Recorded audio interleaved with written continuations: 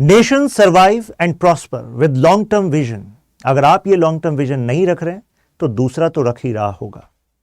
लद्दाख को इंडिया का crown jewel कहा जाता है, स्ट्रेटेजिकली इंपॉर्टेंट है और अभी लद्दाख के जो इश्यूज हैं उसको हमें डिस्कस करना होगा जिससे हम सोच सकें कि क्या लॉन्ग टर्म विजन इंडिया का होना चाहिए। यह जम्मू एंड कश्मीर यूटी और यह है पूरा Ladakh. Area wise Jammu and Kashmir UT से बड़ा एरिया है लद्दाख यूटी का। ये वाला एरिया अक्साई चिन जो चाइना ने कब्जाया हुआ है और ये वाला पाक ऑक्यूपाइड कश्मीर। ये जो आप G219 देख रहे हैं ये हाईवे, ये लॉन्ग टर्म विजन था माओ जेडोंग का, to capture this territory of India so that they can connect their Xinjiang region with Tibet region. Tibet region को कब्जाया और इसको इंडिया के लद्दाख रीजन से होते हुए यहां पर ले जाकर अपने क्लेम को फर्दर एक्सटेंड कर दिया।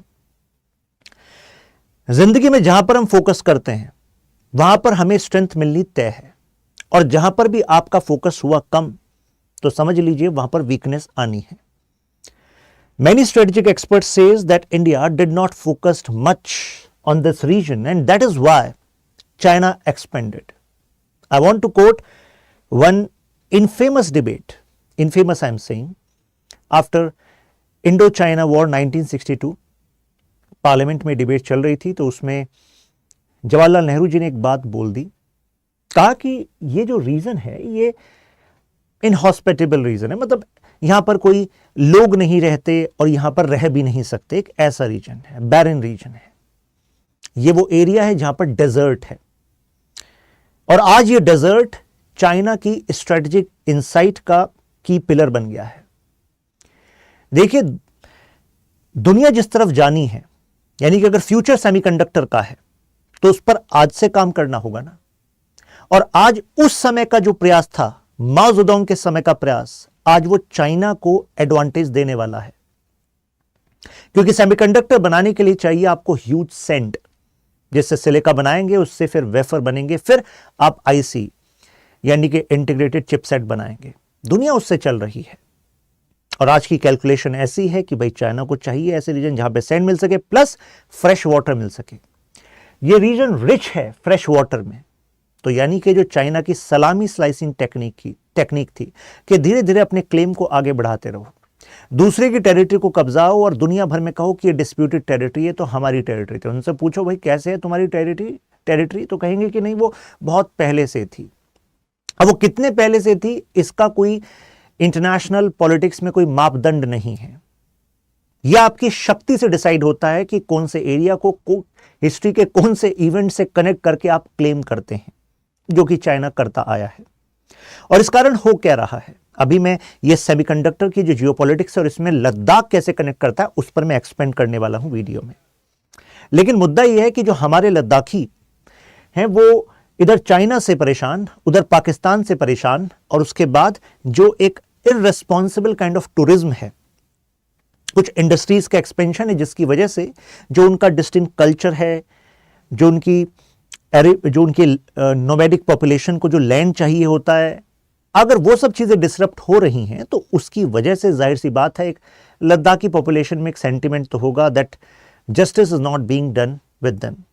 लेकिन जैसे कि मैंने इस वीडियो की शुरुआत की थी, लॉन्ग टर्म विजन, तो क्या भारत सरकार का कुछ लॉन्ग टर्म विजन है लद्दाख के लिए? तो चलिए तफ्तीश करते हैं इस वीडियो में। शुरुआत करते हैं इस रीसेंट डिमांड से। आपने ये तो सुना होगा कि सोनम वांगचुक लद्दाख से अभी दिल्ली आए हुए हैं। दिल्ली में जो लद्दाख भवन है वहां पर अभी ठहरे हुए हैं क्योंकि यहां पर ये बीएनएसएस की धारा 163 लगा दी गई है, यानी कि जो इससे पहले आपने सुना होगा ना धारा 144, जिसके तहत 5 लोग इकट्ठे नहीं हो सकते, तो जिसकी वजह से ये एक कोई बड़ा प्रोटेस्ट ना बन जाए, इस वजह से दिल्ली पुलिस ने ऐसा किया। लेकिन मतलब बेसिकली दिल्ली पुलिस तो उसको अप्लाई करा रही है, सरकार ने ऐसा किया। ऐसा करा क्यों? करा इस वजह से क्योंकि जो उनकी जो डिमांड है, कुछ ऐसी डिमांड है जिस पर भारत सरकार अभी एग्री नहीं होना चाहती, लेकिन सोनम वांगचुक का कहना है कि ये डिमांड पर पहले वादा किया गया था। अब आप सोच रहे होंगे कि भाई कौन सी है ये डिमांड। देखिए पहला तो है लद्दाख को मिले स्टेटहुड। जम्मू एंड कश्मीर के साथ जो लद्दाख रहा तो लद्दाख ने कहा कि भाई हम पहले से ही डिस्टिंक्ट थे, डिस्टिंक्ट कल्चर, लैंग्वेज, और हम तो शुरू से अलग होना चाहते थे। इसी वजह से 2019 में जो जम्मू एंड कश्मीर यूटी जो बनी, मतलब स्टेट का बाइफर्केशन हुआ, तो इसको एक large section of Ladakhi population was celebrating. Leh Kargil दोनों डिस्ट्रिक्ट में सेलिब्रेशन था। लेकिन फिर कुछ सेक्शंस वो भी थे जो सस्पिशियस हुए। उन्होंने कहा भाई ये हुआ तो सही, लेकिन जम्मू एंड कश्मीर बनी यूटी विद लेजिस्लेचर और लद्दाख बन गई एक यूटी विदाउट लेजिस्लेचर। तो ऐसे में लद्दाखी पॉपुलेशन जो अपना रिप्रेजेंटेशन ज्यादा चाहती थी कि भाई अपने ही कुछ एमएलएज हों जिनके पास हम जा सकें, जो हमारे ही बीच के हों, हमारे डिमांड को समझ सकें, अगर हमारा काम नहीं करेंगे तो हम इस एमएलए को चेंज कर देंगे। तो ये सिस्टम जो है लद्दाखी पॉपुलेशन की जो अपनी डिमांड है उसको पूरा कराने में कामयाब होता, ये इनकी डिमांड थी। उनका कहना था कि लेकिन अगर यूटी बना दी है तो एक तरीके से लद्दाख को ब्यूरोक्रेट्स रन करेंगे, जो दिल्ली उनको चलाएगी। भाई यूनियन टेरिटरी है तो यूनियन की टेरिटरी हुई ना, तो एलजी चलाएंगे और एलजी के हिसाब से ये ब्यूरोक्रेट्स काम करेंगे, जिनको शायद ग्राउंड की उतनी समझ नहीं है या वो उन कंसर्न्स को नहीं समझेंगे जो कंसर्न लद्दाखी पॉपुलेशन के हैं। हो सकता है कि जो दिल्ली का विजन है लद्दाख के लिए वो एलजी उसी के हिसाब से सर्व करे, क्योंकि एलजी किसके प्लेजर पर काम करता है? प्रेसिडेंट के प्लेजर पर काम करता है। उसको अपॉइंट प्रेसिडेंट करते हैं किसके एडवाइस पर? Prime minister, council of minister के एडवाइस पर। जब चाहे हटा सकते हैं, तो जाहिर सी बात है वो उन्हीं के विल पर काम करेगा। जबकि किसी पर्टिकुलर इशू को लेकर अगर लद्दाखी पॉपुलेशन नाराज है तो ग्राउंड पर उनका कोई प्रेशर नहीं बन पाएगा एलजी पर, ये इनका कंसर्न था। तो इस वजह से उन्होंने कहा कि भाई हम तो पहले स्टेटहुड की डिमांड कर रहे थे। दूसरा, 6 शेड्यूल में लद्दाख को काउंट किया जाए। अब ये 6 शेड्यूल क्या है? जैसे नॉर्थ ईस्ट स्टेट्स में हम जानते हैं ना, पॉलिटी में पढ़ते हैं, आसान भाषा में बता दूं तो यहां पर अगर 6 शेड्यूल लग जाए तो इसका मतलब होगा कि यहां की जो ट्राइबल पॉपुलेशन है उसको ऑटोनॉमी ज्यादा मिल जाएगी। तो यानी कि ऑटोनोमस डिस्ट्रिक्ट काउंसिल के पास ज्यादा पावर आ जाएगी with respect to managing these resources. जैसे कि स्टेट का लेजिस्लेचर होता है ना, जहां पर एमएलए चुनकर जाते हैं, तो कुछ ऐसा ही सिस्टम जैसे स्टेट में लेजिस्लेचर होता है, ऐसा ही system in autonomous district council का होता है। इनके पास लेजिस्लेटिव, एग्जीक्यूटिव और तो जुडिशियल पावर भी होती है। यानी कि अपने कल्चर के हिसाब से लोकल इश्यूज को सेटल करने के लिए कुछ जुडिशियल पावर भी रखते हैं। तो इससे वहां की जो लोकल पॉपुलेशन है वो ज्यादा एम्पावर हो जाएगी to protect their interest, to protect their culture. तो ये इनकी डिमांड थी। तीसरा, एक सेपरेट पब्लिक सर्विस कमीशन बने जो कि टाइमली एग्जाम को कंडक्ट कराए और जो लोकल पॉपुलेशन है वो गवर्नमेंट सर्विसेज में एब्जॉर्ब हो सके। और इसके बाद एक अभी सीट है वहां पर लोकसभा की, तो उनका मानना है कि 2 सीट होनी चाहिए। तो ये 4 डिमांड है प्रोमिनेंट। अब ये 4 इश्यूज हैं, मतलब जिसके हिसाब से हम लद्दाख की इंपॉर्टेंस को समझ सकते हैं। पहला strategic, then tourism, then renewable energy और उसके बाद हॉर्टिकल्चर। सबसे पहले स्ट्रेटेजिक समझिए। देखिए ये लद्दाख है, अक्साई चेन, और ये है सियाचिन ग्लेशियर। अब सियाचिन ग्लेशियर का एक्सेस इंडिया को चाहिए, वो किसकी तरफ से हो पा रहा है? लद्दाखी रीजन की तरफ से हो पा रहा है। कुछ लोगों का कहना है कि शायद सेंट्रल गवर्नमेंट का कंसर्न यह है कि अगर इसको 6 शेड्यूल में दिया तो कहीं ऐसा ना हो कि इतनी ज्यादा ऑटोनॉमी से, क्योंकि लेजिस्लेटिव, एग्जीक्यूटिव, जुडिशियल पावर उस लोकल पॉपुलेशन को इन डिस्ट्रिक्ट्स में मिल जाएंगी, तो जो सेंट्रल गवर्नमेंट के प्लान्स हैं with regard to this area, चाहे वो नेशनल सिक्योरिटी के लिए हो, चाहे वो इंडस्ट्री को एक्सपेंड करने के लिए हो, रिन्यूएबल एनर्जी हार्नेस करने के लिए हो, तो ऐसे में वो जो कंसर्न्स हैं वो कैसे हैंडल होंगे? कहीं ऐसा ना हो फिर कॉन्फ्लिक्ट बढ़ जाए। अभी तो पता है कि भाई यूनियन की टेरिटरी है तो सेंटर के हिसाब से चीजें यहां पर इंप्लीमेंट हो सकती हैं। तो प्लस यहां पर जो एक्सेस है सियाचिन ग्लेशियर का, ये एक स्ट्रेटेजिक पॉइंट है। और इस वजह से अब देखिए ये जो पार्ट है ये Shaksgam valley. Shaksgam valley as a gift यहां पर पाकिस्तान ने दे दिया था चाइना को 1963 में। 62 में वॉर हुआ, उनको लगा कि यार चाइना तो बहुत मजबूत पड़ोसी है।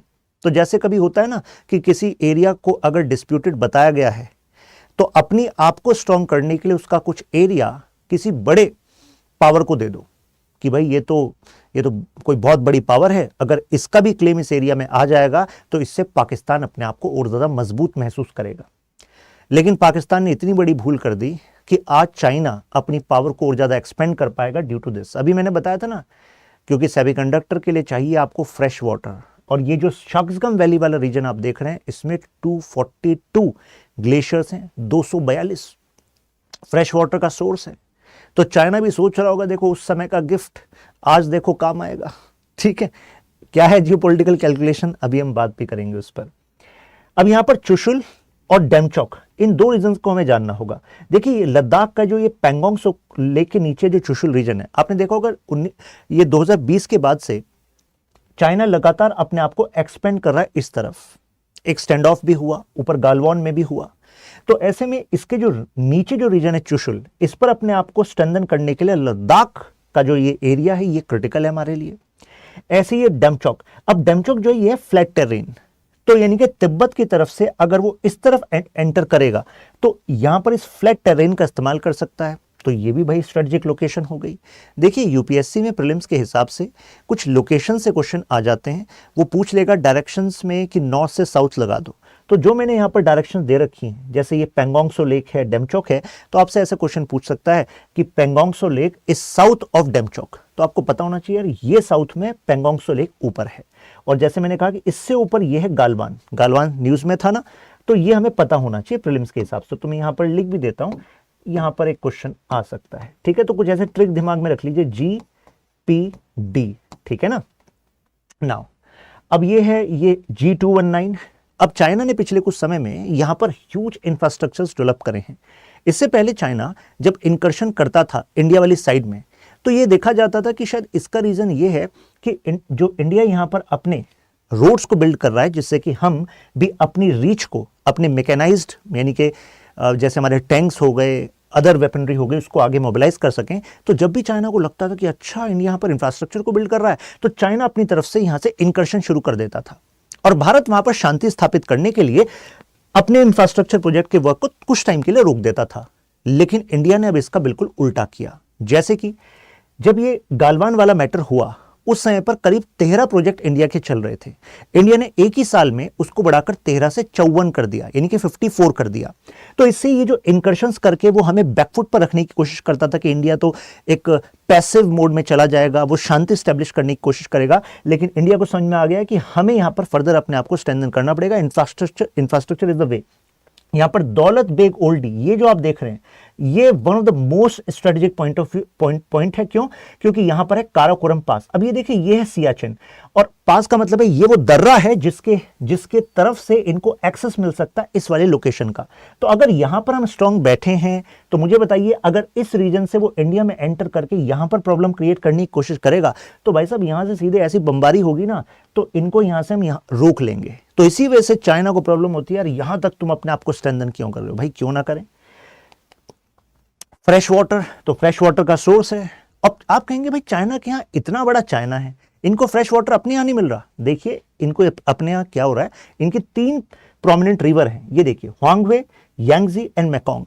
और चाइना का जो प्रोमिनेंट डेवलपमेंट हुआ है वो इस रीजन में हुआ है, इसको हम कहते हैं चाइना प्रॉपर।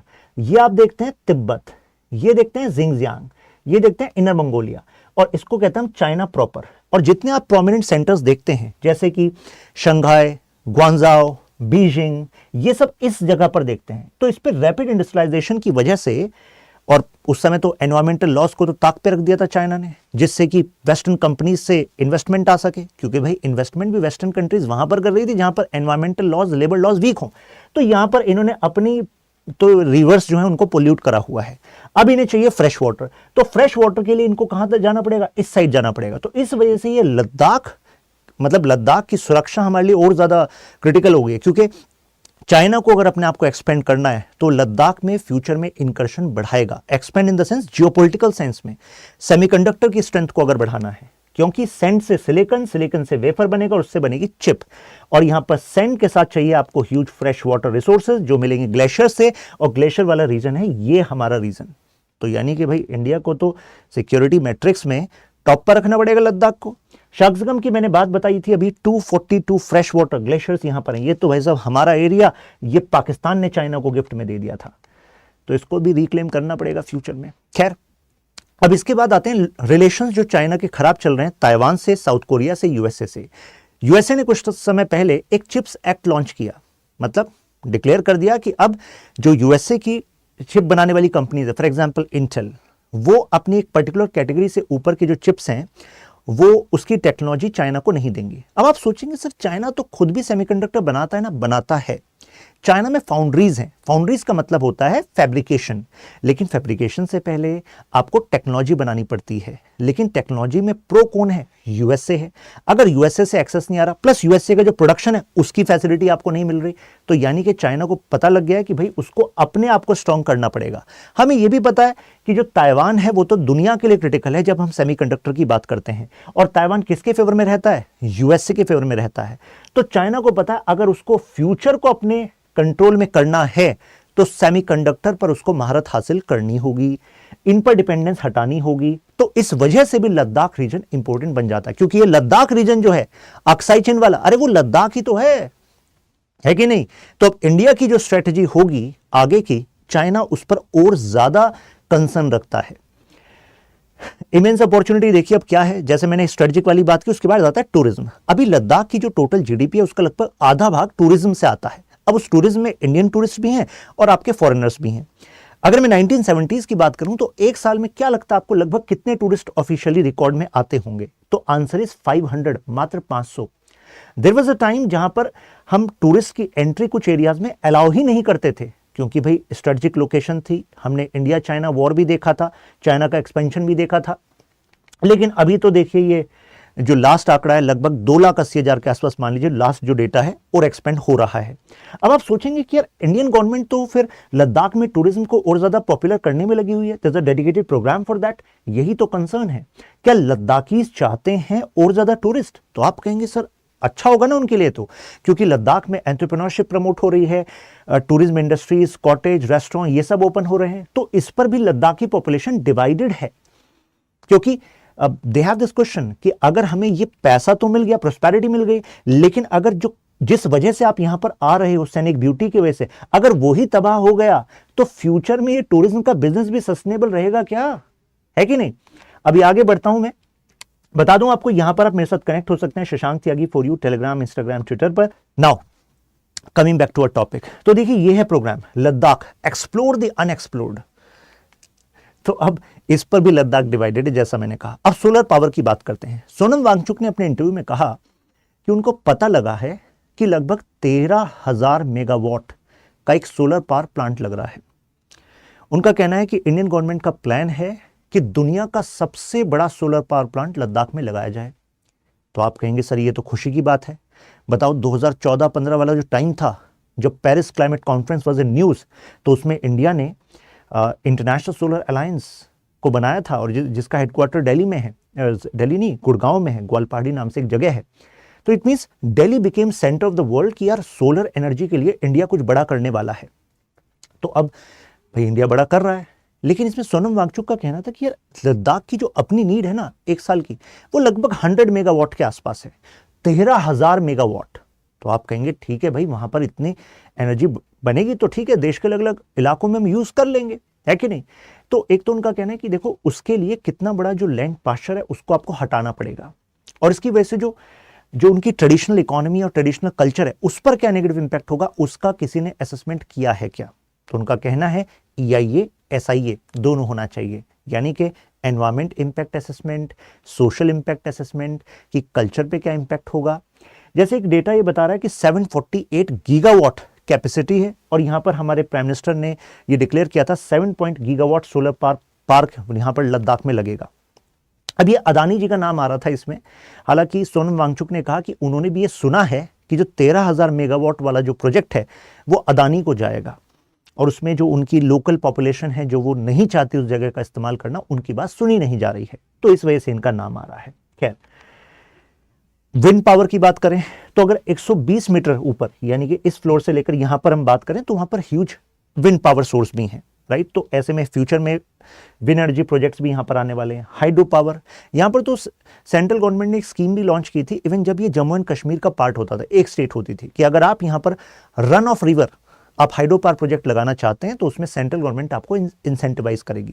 ज्यादातर कैपेसिटी वही वाली है। जैसे कि आपको पता होगा कि हाइड्रो पावर प्रोजेक्ट ना दो तरह के होते हैं, एक तो ग्रेविटी वाले होते हैं जहां पर एक बड़ा रिजर्वोयर आपको बनाना पड़ता है, पूरी की पूरी जो वैली होती है वो सबमर्ज हो जाती है ना, इस तरीके से। तो ये पूरी वैली में वाटर ही वाटर होगा। लेकिन दूसरा होता है run of river. Run of river का मतलब होता है कि रिवर के फ्लो में ही आपने डायनामो लगा दिए, उसमें कॉस्ट भी कम है और जो इम्पैक्ट है, नेगेटिव इम्पैक्ट है एनवायरमेंट पर, वो भी कम है। तो ऐसे कुछ प्रोजेक्ट्स को भी गवर्नमेंट इंसेंटिवाइज कर रही थी। फूड प्रोसेसिंग, हॉर्टिकल्चर, आपने सुना एप्रिकॉट, इसको हिंदी में कहते हैं खुबानी। तो ये अप्रोक्सीमेटली 15,789 मेट्रिक टन। अब ये डेटा आपके लिए इंपॉर्टेंट नहीं है, लेकिन आपको ये पता होना चाहिए कि इंटरनेशनल एक्सपोर्ट क्वालिटी का एप्रिकॉट इंडिया में प्रोड्यूस होता है लद्दाख में, जिसकी अभी जो टोटल पोटेंशियल है वो इंडिया ने रियलाइज नहीं किया है। तो लद्दाख में प्रोस्पेरिटी भी आएगी और दूसरी चीज हमारे यहाँ फॉरेन एक्सचेंज रिजर्व भी आएगा। इसके अलावा ये हेलमैन एप्रिकॉट, ये तो एक टर्म है। अब क्योंकि लद्दाख न्यूज में है तो आपको ना ये पता होना चाहिए कि अच्छा हेलमैन एप्रिकॉट और ठीक है हॉर्टिकल्चर में लद्दाख में एप्रिकॉट, ठीक है, ऐसा कुछ मैच द फॉलोइंग करके क्वेश्चन बन जाता है। इसके अलावा ये सी बकथॉर्न, ये एक तरह की बेरी होती है, ऐसी दिखती है, बेरीज होती हैं और अकॉर्डिंग टू वन रिपोर्ट जितनी बेरीज लद्दाख में नेचुरली होती हैं, ये वाली, ये सुपर फूड्स में आती हैं, उसका करीब 5% ही हार्नेस हो पाती है, बाकी सब वेस्ट हो जाती है।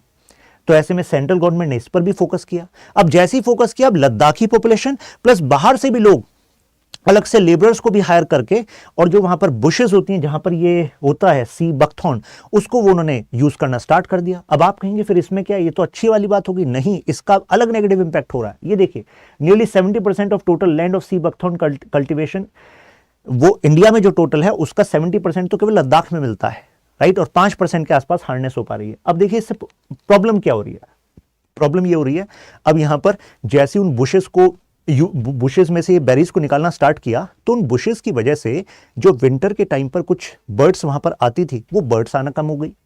आप कहेंगे इसमें क्या प्रॉब्लम हो गई?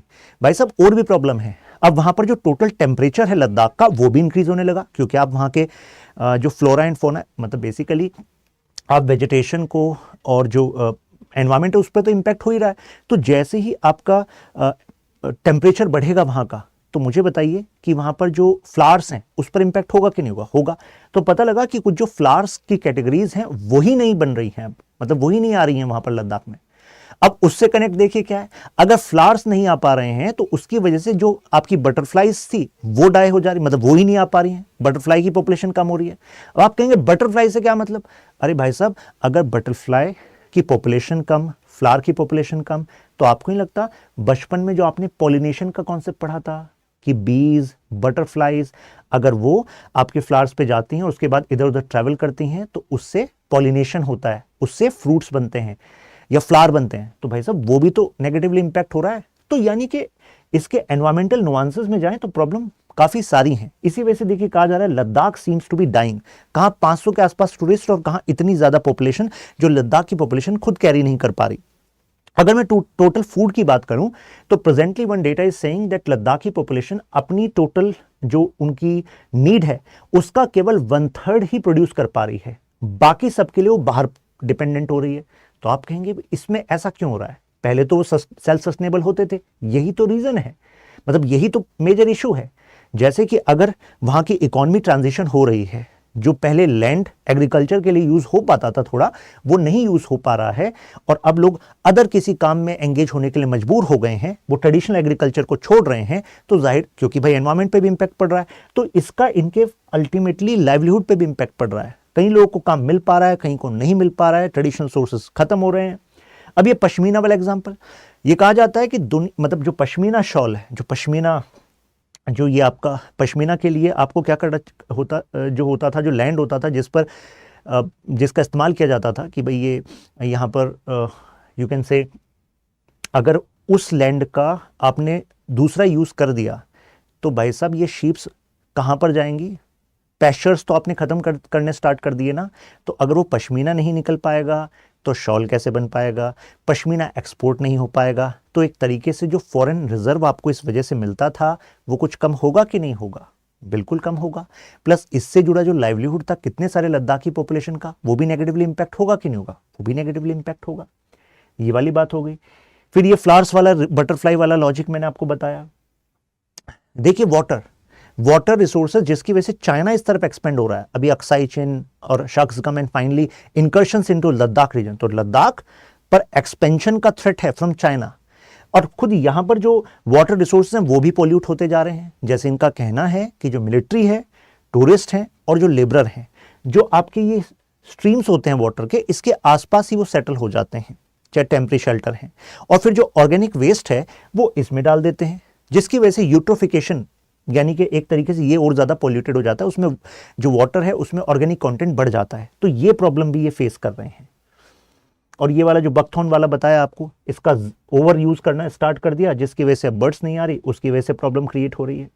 तो कंक्लूजन के तौर पर हम कहें तो देखिए, यहाँ पर strategic, environment, tourism, renewable energy, ये चारों ही एंगल हमारे लिए इंपॉर्टेंट है। और इंडियन गवर्नमेंट जब भी पॉलिसी बनाए, जो भी पॉलिसी पर वो काम कर रही है, उसमें चारों कंसर्न को लेकर चलना होगा, क्योंकि बॉर्डर को भी सिक्योर करना है, लेकिन वहां पर जो पॉपुलेशन है, उनके जो अपना कल्चर है, अपना लाइवलीहुड है, उसको भी सिक्योर करना है। लद्दाख हमारा क्राउन ज्वेल है, क्राउन हमारे सर पर होता है, लेकिन ज्वेल बनाए रखने के लिए उसकी जो क्वालिटीज हैं उसको हमें बचाकर रखना पड़ेगा कि नहीं रखना पड़ेगा? रखना पड़ेगा। तो इस वजह से टूरिज्म को भी हमें रेस्पॉन्सिबल करना होगा। और मेरा अपना पर्सनली मानना है कि सारा जिम्मा केवल सरकार का नहीं होता, वी एज सिटीजन्स, हमें भी इसके लिए मतलब जिम्मेदारी लेनी होगी, एंड हमें भी पॉजिटिव वर्ड्स को स्प्रेड करना होगा। तो आई थिंक ये अब आपको बात क्लियर है